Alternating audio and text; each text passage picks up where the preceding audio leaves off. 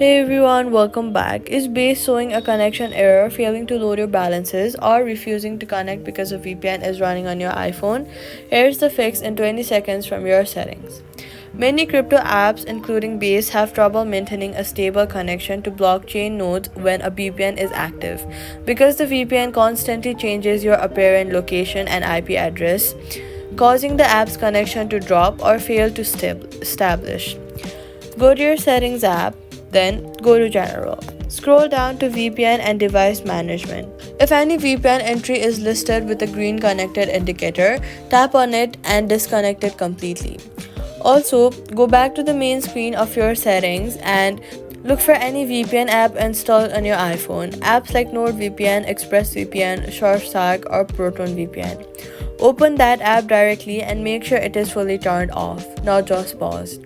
After turning off any VPN, also toggle airplane mode on and off in the settings to force a fresh network connection. Then reopen the base app and it should connect and load your balances and activity normally. So all you've got to do is go to settings, go to general, then VPN and device management, disconnect anything active, fully turn off any VPN app.